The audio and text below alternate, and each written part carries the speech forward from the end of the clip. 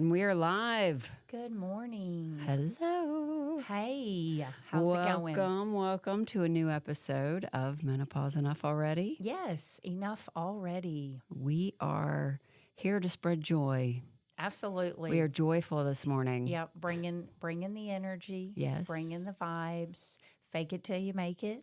Hey, you know what? We all have to do that sometimes. It is true. It's true. It's just been that type of, when you get up and you just never know what energy you're going to feel and you're trying to create what you want to feel. Yeah.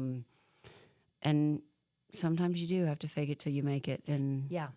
And, like we've been talking about this morning, outside influences definitely affect how things go. I thought this morning I had prepared and everything was planned, and then I slept like a rock. And we all know that sleep is our best friend, but not when you need to get up and get going. I felt like I was drugged, and then I was kind of mad that I was sleeping so good and I had to get up. So anyway, outside influences. Sometimes we don't even realize how much they affect us, but they do. But it's our choice how we're going to move forward with the day. We're going to drink our Pepsi Zero and Crystal Light. And be happy. And move on with our... I'm happy. I'm fine. I'm fine. It's fine. It's fine. It's fine. So, well, I want to go ahead and give a shout out to Varsity Park. Yep. We are coming to you from Varsity Park Studios at Varsity Park Franklin, Roanoke's newest innovative storage and business center. Check them out on Facebook or at varsityparkfranklin.com. We love it here. Thank you, Jim and Associates. Yes. For always letting us come. And they're doing some construction and updates and stuff. I pulled in some today, fun stuff. And it was like, oh my gosh, where am I going to park? Where am I going? So good stuff, growing and doing good things. So thank you. So Heather, what do you have going on this morning? What's been going on for you? Well, we have been talking about doing a symptom series, right? Yeah. So Courtney and I have been talking about doing a symptom series because we have listened to you, our listeners, and symptoms and how to manage these symptoms really seem to be a big concern, and it's where we get a lot of our questions from.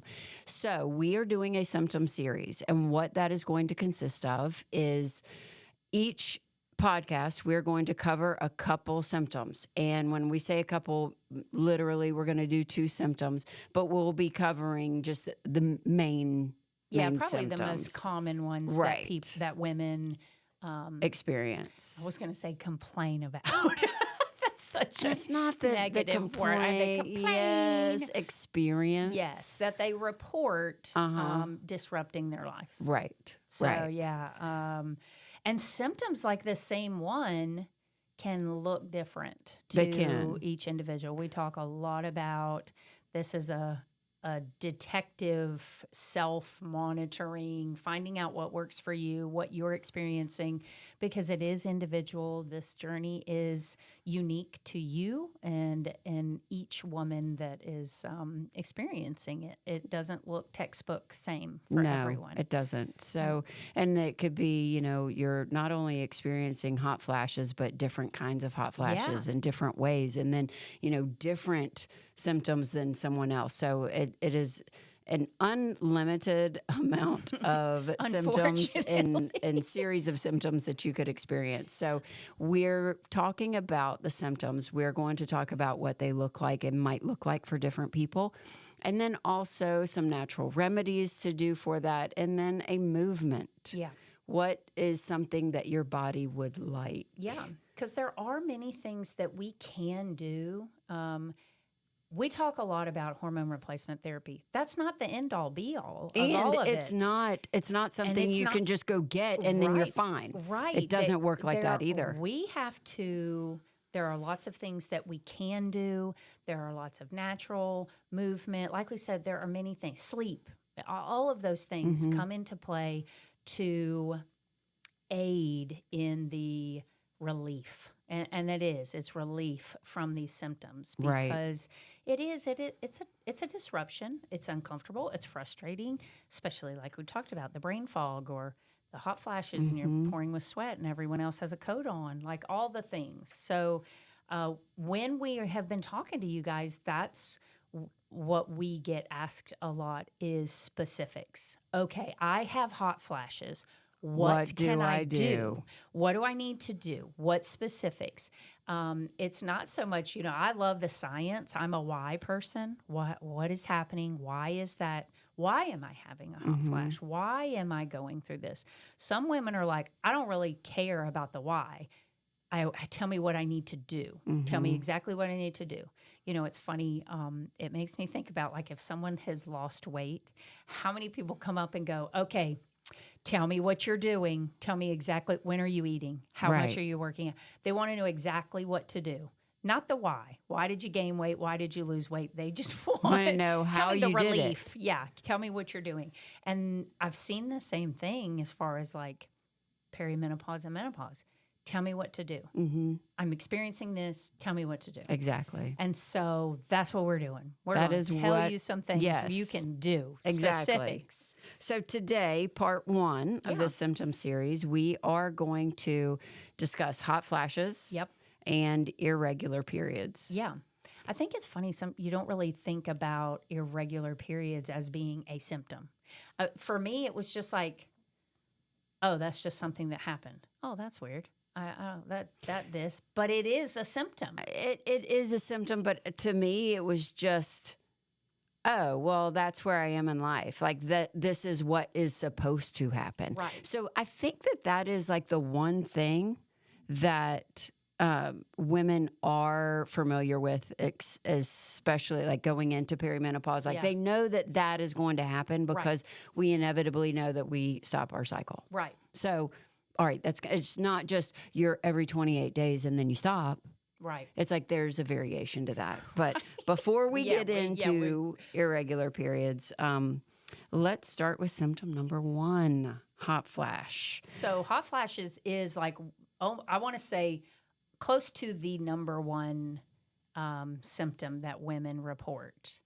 And I'm not going to say like every woman experiences them, but I think when it's close to 75%. Yeah. So, like, 75% of the women. when you talk about like perimenopause, menopause, what's the first thing everybody says? Hot flashes. Like that's, Yes. and maybe that's the most common one that everyone thinks. Oh, hot flashes, you're going through the change. Right. hate Because that. it's almost like a visual thing. It's like the hot flash is a representative of a physical change in your body. Yeah. And it is. But I think that's why people correlate the hot flashes with menopause. Yeah. So hot flashes, when we talk about that, it can look very different. Like we talked about, different symptoms. So a sudden feeling of warmth. Man, I'm hot. I'm just hot. Not extreme, like not pouring with sweat. Man, is it hot in here? Sudden feeling of warmth. Sweating. For no reason, all of a sudden I'm sweating. And that could be something that runs in your family. So Right. you're not aware of that. Right. And I only say that because McDaniels have a sweat gene. We don't have any problem with the Right. sweating. So that could be something that's not recognized Right. because it has come up in previous times. Yep. A rapid heart rate. So as you are feeling warm, like you're getting, man, it's hot in here, but your heart rate is increasing at the same time because what's going on is, yes, your body is trying to regulate. And so, we're getting hot. We got to open up the vasodilate, lots of blood. I told you I'm a Y person. What's going on? It is. Your body is responding to different levels of hormones. And so there is a rush of blood, heart rate increases. Some women report that, like, oh, all of a sudden my heart was racing. That pairs along sometimes. Do you have any other symptoms for the hot flashes? Well, just from, I would say, my experience is it feels like an inferno, like coming from your core. You are radiating out. And if I think if your temperature or if you could combust, I guess, like you would burn all your clothes off. Yes. Yes.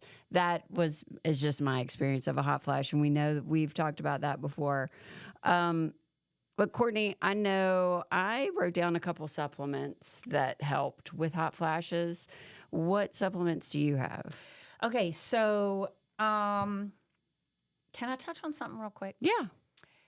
So as far as like symptoms, sometimes women just reported like feeling flush in their cheeks, like blushing. Okay. You know? Yeah. It wasn't whole body. It was just like, man, I'm a little flushed. My cheeks are a little pink. Like I'm, maybe just feeling flush. So some women, it's not a huge hot flash. So it could be missed Yes. as a symptom. Yes. So I did want to add that. So it could just be I'm feeling, sometimes you get embarrassed and you feel a little flushed. You feel a little red. That is a symptom. I'm feeling flushed right now because I feel like I'm getting hot. You're getting hot. Yeah, I have on a sweater. Sweater weather. It is sweater weather. It's going to be. That. I know. But also, symptoms sometimes can have triggers. So as you are experiencing symptoms, also be aware. What happened? What was I doing prior to this happening? So sometimes stress, a stressful situation can trigger a hot flash. Or sometimes anxiety, like I'm feeling anxious about something, it can trigger that. So I also wanted to mention that. Be aware. We've talked about keep a journal. Okay, hot flash when I was in a social situation. So it may be stress related for you, or, maybe feeling a little uncomfortable, or I had on too many layers of clothes. I mean, just period, the end. I had on a T-shirt, a sweater, and a coat. That's a no. Way too much. Way too many layers. And something else I wanted to add to that too is not only the trigger beforehand can cause the hot flash, but then what happens, there could be that the hot flash itself triggers you. Yes. And then you start getting anxious, and that could exacerbate Yep. the actual hot flash. Yes. So be aware of your actions when you do experience these things. And I think we do this in everyday life. Yes. I mean, this isn't just perimenopause, menopause. Man, I was eating spicy food and I started sweating. Right. Okay, so that might trigger then a hot flash. As you're in perimenopause, it's a way bigger trigger. So just be aware. So relief. What can we do for relief? What are some things? So I'm experiencing a hot flash. What can I do? Take off that jacket and that sweater. Just keeping it basic, really, right there. Take off some of the clothing if you can. Go outside if it's colder outside. Do something that can immediately relieve that discomfort. Cold washcloth if you're at home, put a cold washcloth on your neck, kind of cooling down. But there are some supplements we've talked about, like herbal supplements. So black cohosh, that's like a herbal remedy that has shown to have great effects for helping to relieve hot flashes. That one, and also I think it's, if I'm saying this correctly, chasteberry, it's Vitex. Yes. So it is very similar, and both of those have been proven to actually reduce the number of hot flashes. Yep. So it will help. Also, soy. So we talk about herbal, and sometimes we instantly go to like a supplement that we have to take. I got to go to the vitamin store or the, happy hippie store or whatever, that we got to take a supplement. Our foods. Our supplements. They are supplements. That we're eating fruits and vegetables, and there's a lot of foods that are called phytoestrogens. So they help with the estrogen in our bodies. So soy-based soy-based foods, it is a phytoestrogen. It helps with the estrogen levels. We know hot flashes come because our estrogen and progesterone are changing within the body. And I wrote some of these down. Chickpeas, they're a great one. Lentils, flaxseed, of course, soybeans. Those are all kind of phytoestrogens that will help us. And if we know that, okay, I'm going into perimenopause and I'm starting to experience these symptoms, be aware of how you can eat. Nutrition is huge, and there are many women that manage symptoms just through nutrition. Exactly. And nutrition, what you're putting in your body, you've heard the thing, you are what you eat. Absolutely. Everything that we consume is what creates our cells and renews and keeps our body functioning the way it's supposed to. So you are what you eat. Yes. And as long as you're feeding it what it needs to be its best, you're going to have better success with going through, I think, perimenopause and experiencing different symptoms, I think, across the board. Yep. There are 2 other supplements. Okay, so write these down. Omega-3s. Yes. Omega-3s you can get from your foods. Yep. So you want to make sure that, So what kind of foods can I get? If I'm eating for omega-3s, what am I eating? you're eating fish, you're eating nuts, you're eating, even some vegetables have omega-3s in them. fat. It is a healthy fat. And so your body needs fat. Yeah. So don't go looking for fat-free stuff because your body needs fat. And there are also vitamins that are only fat soluble. So you have to have the fat in your system when you take the vitamin, or you're not even using the vitamin. It doesn't absorb, or it doesn't break down. We talk about balanced meals, being able to make sure we're eating to get what we need, but also just like that, proteins and fats, they work together. So balanced meals, eating for relief, being aware of what you're putting in your body, your gut health. There's our buzzword a million times. Our gut health changes and our hormone levels are changing. So let's put in our bodies things that help our gut function properly, absorb what we need properly, and then go to supplemental help. Right. Start with your foods. And you can also go ahead and when you go to the doctor, ask for blood work, and you can ask for specific things that you want checked. Yeah. And that will also tell you what you need to supplement. And maybe you need to supplement to get your body to a normal range. Yep. Then you can come off once then you can feed it for, for maintenance. Yeah. But also ginseng. Ginseng was another one that I was looking at that I really liked. And I think ginseng has a positive reputation. Yeah. Because it's a really good, it's a root. Yeah. And it helps, with memory and energy. That's what I was going to say. There are multiple Yes. benefits. Not just a remedy for a hot flash, that mood, energy, those are all good things. And so talk about, all right, so I'm having hot flashes. I've taken my layers off. I've put my cold washcloth on. I'm eating good. I'm making sure I'm getting what I need. What else can I do to help relieve some symptoms? Okay, so we wanted to add a movement. Yeah. Okay, so we want to add a movement for these symptoms. One of the symptoms that helped, or one of the things that helped me when dealing with hot flashes, honestly, was, after I was able to take off all my clothes or, get in front of air condition or whatever it was breathing. Yes, I was going to say breathing. Moving your lungs, expanding your lungs, and controlling your breath. Yeah, purposeful breathing. I was going to say the same thing.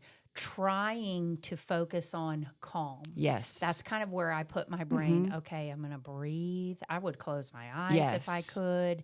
Now, what if you're driving now? Yeah, no, but breathing. Both of us are breathing heavily now because we're talking about it. But just calming that nervous system, calming your heart rate, helping the body have a physical. It's a physical change. It's a physical change. You are physically changing that nervous system. Yes. And you are controlling it. Yeah. So your body's going to listen to you. So you tell it what to do. Put your brain Yeah. in that moment. Okay, I'm feeling rapid heart rate. I'm feeling hot. I'm feeling this. We want the opposite of it. Calm. We're picturing ourselves calming. We're cooling down. We are breathing. All of those things help.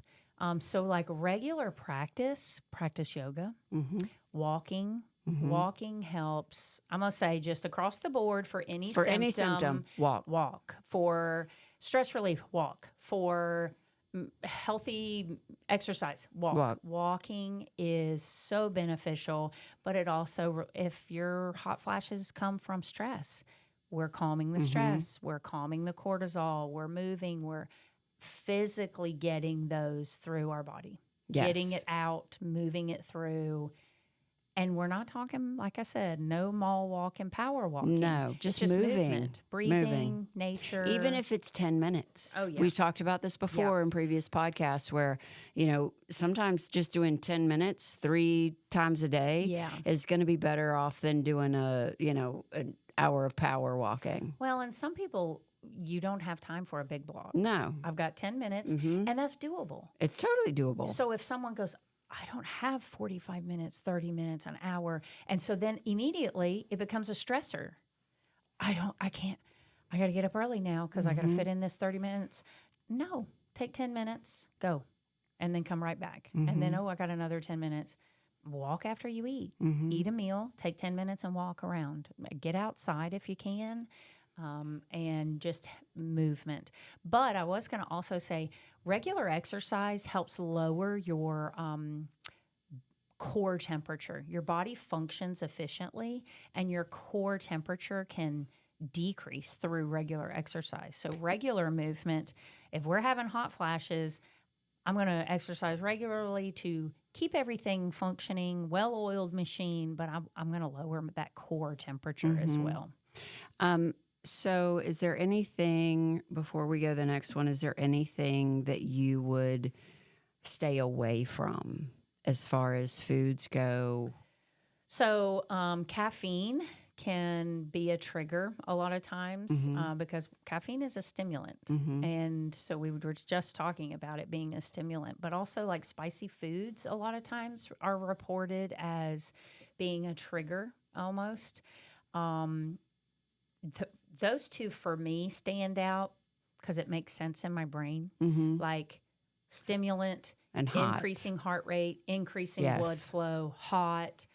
That kind of makes sense to me. So, okay, I'm going to back away. I'm going to, I'm just going to maybe have a caffeine in the morning and then I'm not having it anymore. And some people really work on caffeine free, like really getting that just out of their system. I haven't worked on that yet. I haven't either. I'm still y'all know, old school Crystal Light junkie. Someone's like, do they still make that? Oh, right.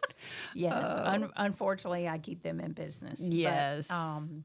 But, one thing. So what about you? One thing that I think of is staying away from too much sugar. Yep, true. Because I feel like in my visual process, as we put sugar into our bodies, it makes it kind of clogs things up. Yep. It slows it down. It makes things stagnant. Yep. And if things are stagnant, it's like an engine that can't breathe or can't move. What happens to it? It kind of it overheats. Yep. So that's kind of what I envision about our bodies. And if we put too much sugar, and I'm not saying, guys, you've got to get out there and just stop eating all sugar, all carbs. That's not. I think just you need to live life. Yeah, but just be aware. Be aware. You can have a piece of candy. You don't need the whole bag. And I will tell you, there was a time when I ate a lot of sugar. Yeah. And there were times I would physically feel my body get hot if I binged on desserts. It makes sense. And so, not that I had a hot flash, but I could physically see how it could be a trigger for a hot flash. So think about it. What happens if we eat a bunch of sugar? Energy increases, metabolic processes speed up, insulin shoots, like all the processes speed up. But then what are you doing with it? Nothing. So your body temperature gets hot. So, and also it's like your body doesn't know what to do with it. No. So we got to speed up. We got to get this out of here. Speed up, speed up, So, speed up. Get it out. So that's just something else I thought of. Yep. So those are some good things to avoid. We're talking a lot about nutrition. Be aware of what you're putting in your body. Exactly. Because hot flashes are horrible if you have them. We all know our stories. If you've been a regular listener, you know Heather and I have a distinct story of a particular hot flash that was like, that was the end all be all. I'm not doing this anymore. Right. That's it. Right. No more. Exactly. So,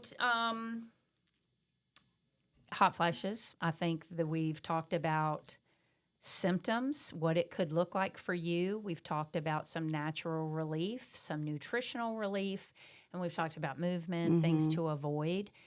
Email us if you have any other kind of questions or things about specifically hot flash. Yes. And we will be more than happy to answer you email or DM, whatever, social media. We will be more than happy to dive in. And I love getting DMs from people. I've had some, and it's like, oh, yay, they're listening, or they have questions. It's and then exciting. we have a little conversation back and forth, and I'm like, yay. Yeah. We it's helped really fun. Someone. Right. Yeah. Even if it's one. If there's one of you listening. So, send us questions, or I get a lot of, what do you think about this?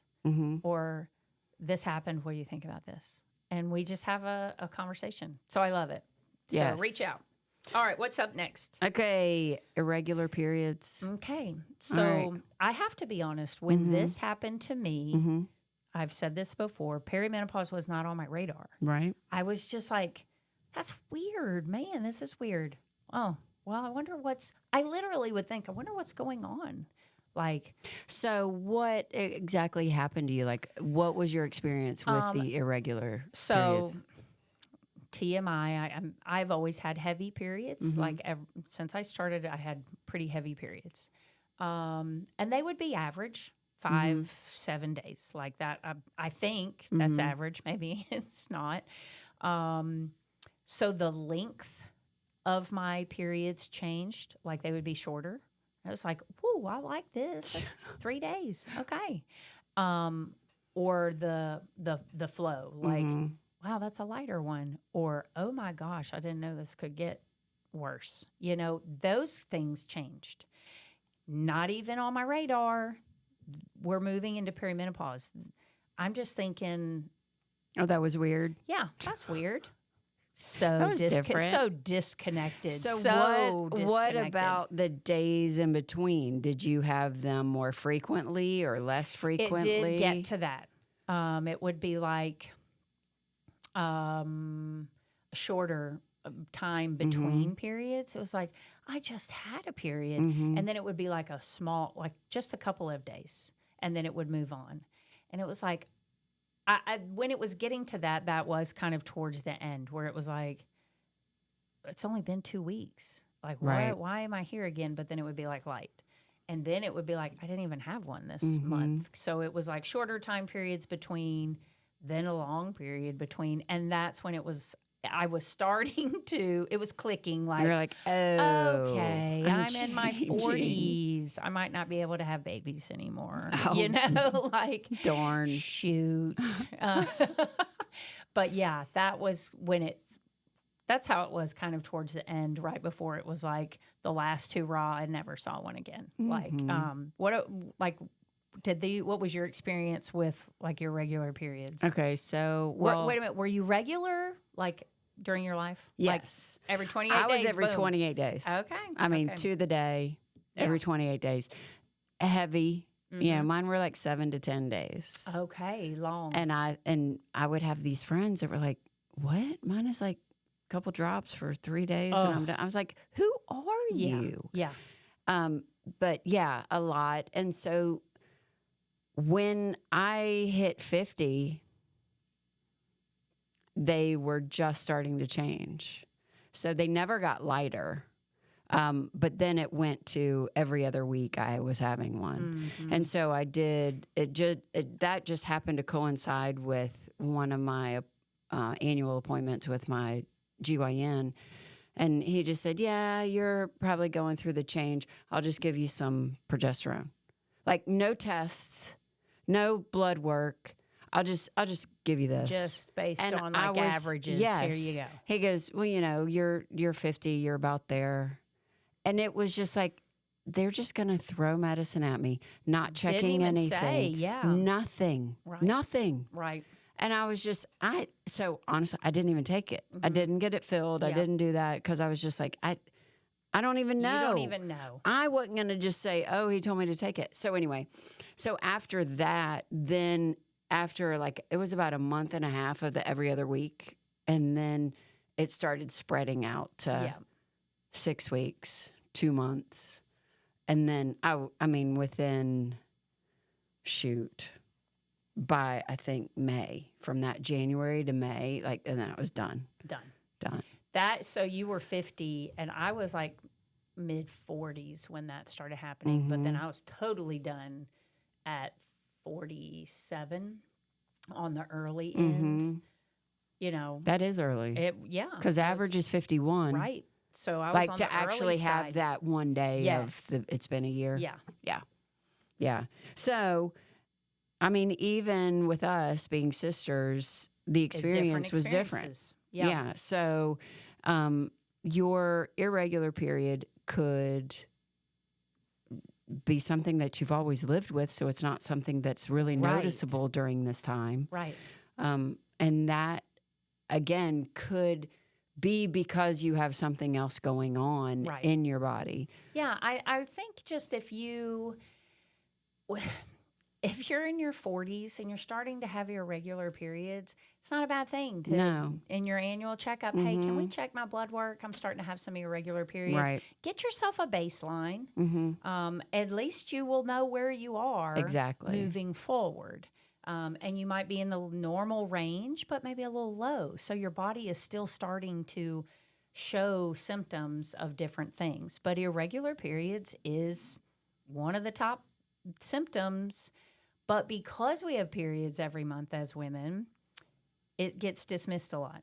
It's just like, oh, that was weird. But it's also kind of, I don't know if it's like me, I was kind of excited. Oh, I was. I was like, oh my goodness, this is awesome. Hallelujah. Yeah. No, Like- I was very excited. And I had, it was like, okay, I had a TMI again, had a big period, of course, on vacation at the beach. You know, we've said that. If 'cause we're you going go to to the the beach. beach. Yep, you got to have a You're period. going to have a period. So at the beach, had a big period, and it was like the final hoorah. But like every month after that, it was like, oh, okay, I haven't had one this month.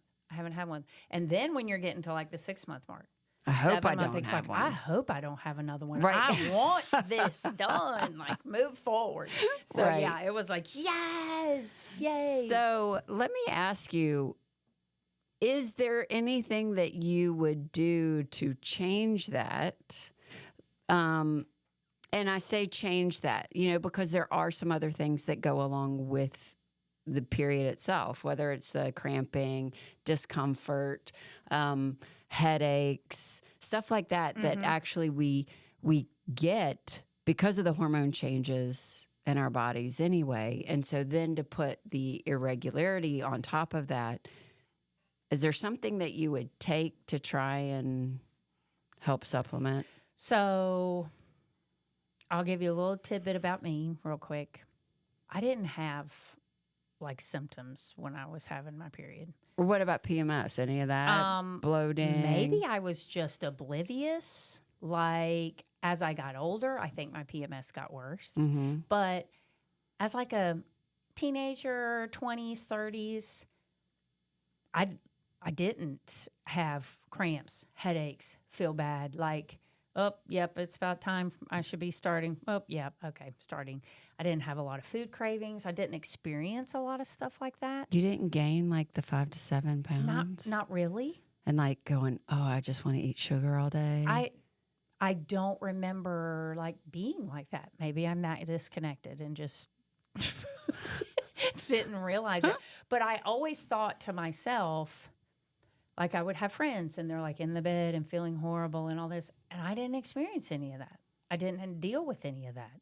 And so, like for me, people are like, "Oh, I take Midol and blah." I'm like, "What's Midol? What are you talking about?" I didn't deal with any of that, so it wasn't a big deal to me. I know you have a different experience with periods, and my daughter, Nothing. She is in the bed, like hard. Wow. It is really hard on her. I never really understood that, and she's in the bed like, I feel so bad. Oh my gosh. She has a hard time. And so everyone's different. Everyone's journey is going to be different. But I don't know if it impacted me that much where I was like, I need some relief. Right. I need help. Right. Because it was like, oh, let's go along. But like, same thing like being pregnant. I didn't have morning sickness. I didn't have any of that stuff. It was like, let's go. I felt fine. Oh my gosh. Maybe that's why I have 4 kids. Like, it was like, okay, that's fine. We can do this. I was like, I'm not doing this again. Everyone has a different experience. There are things you can take. Okay, why don't you share those? Ginger. It's an anti-inflammatory, so it will help with bloating, with aches and pains. Ginger is a good one. Also, as I was looking, cinnamon. Cinnamon helps regulate hormone levels. So maybe if you are experiencing some hard cramping, bloating, all of those kinds of things that go along with periods, cinnamon helps. Like we already talked about the chasteberry or chasteberry, however that's pronounced. That's a good herbal supplement that helps give some relief. What about you? What did you? Same thing as far as the supplements. Yeah, same thing. And I was one that did experience like the cramping, the headaches, and all that stuff. And of course, that started really young, and I just thought you had to live with it. Right. So you suffer through. Again, hear what we talked about, suffer through in silence. You suffer through, and then you're like, okay, and it's going to be over at least in 2 to 3 days, because that's the worst part of it.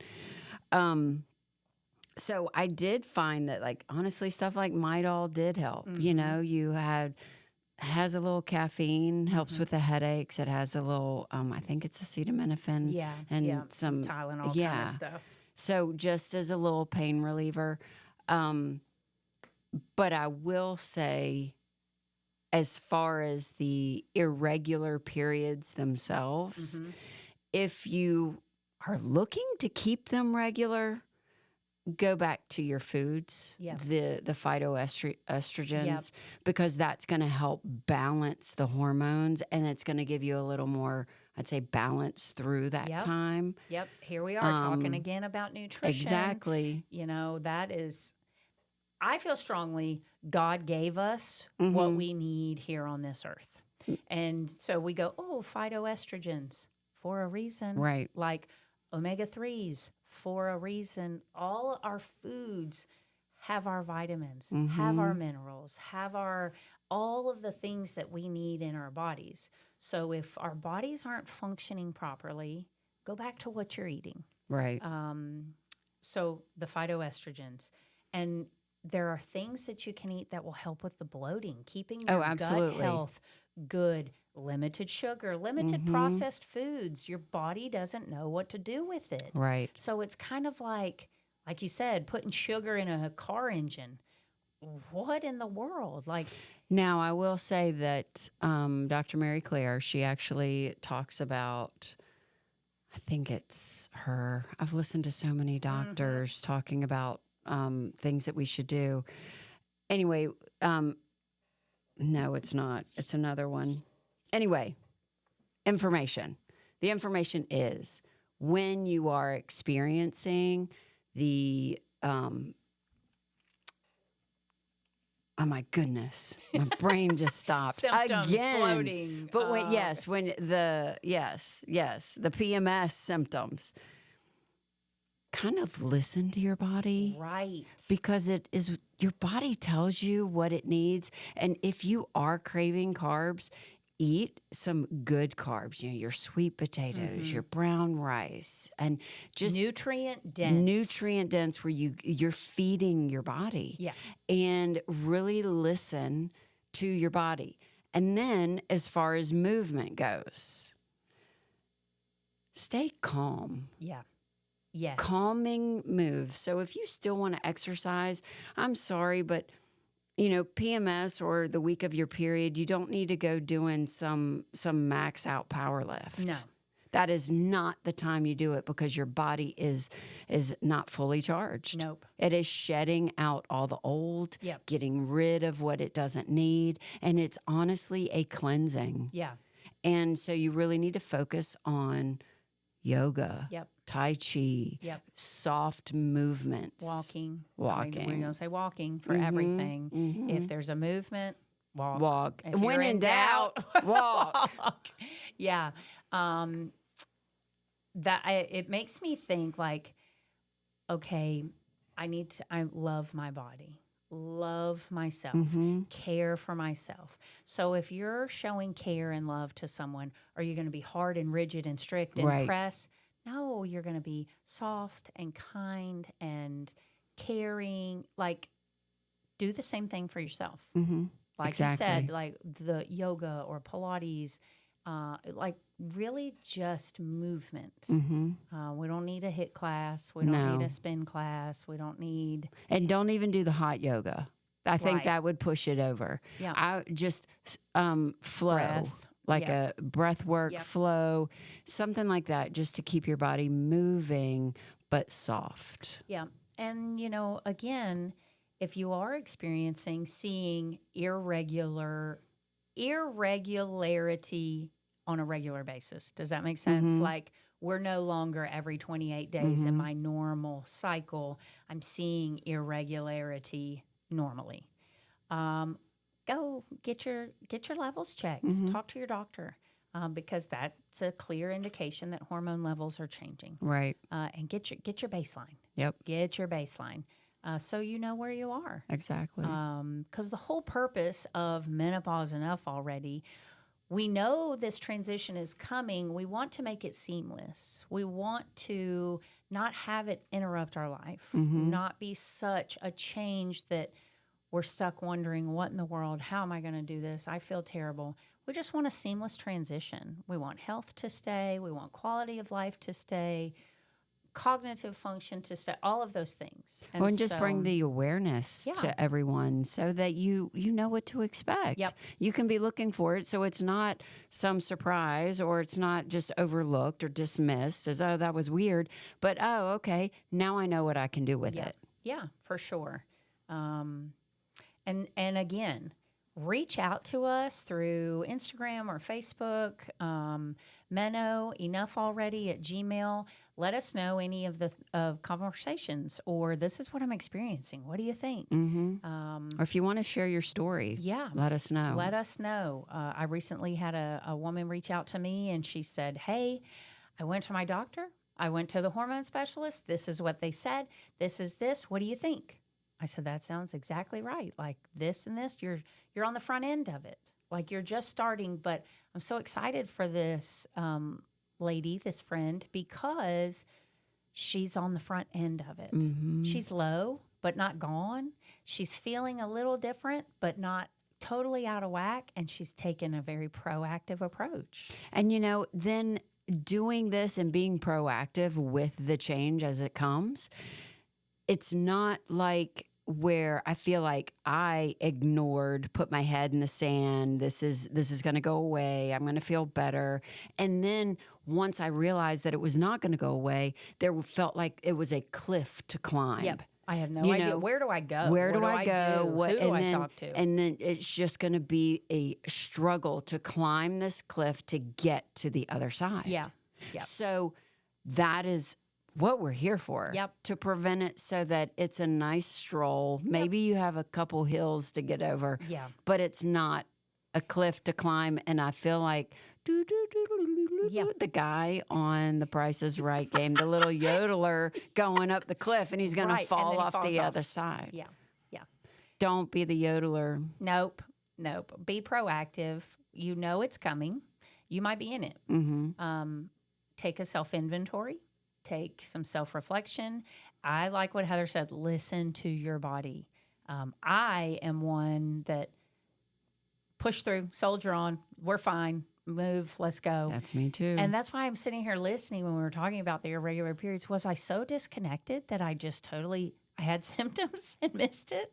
Like, it doesn't matter. Can't change the past. I can change moving forward, being aware, knowing my body, loving my body, listening to my body, feeding, fueling my body. Yes, that's absolutely. where I'm at now. So that is it for part 1. Yeah. So like Courtney said, message us, send us any emails, DMs, whatever, so that we can make sure that we get your symptoms on here if it's something that specifically that you're looking for. And stay tuned for part 2. Yeah. All right. We'll see you then. Have a great day.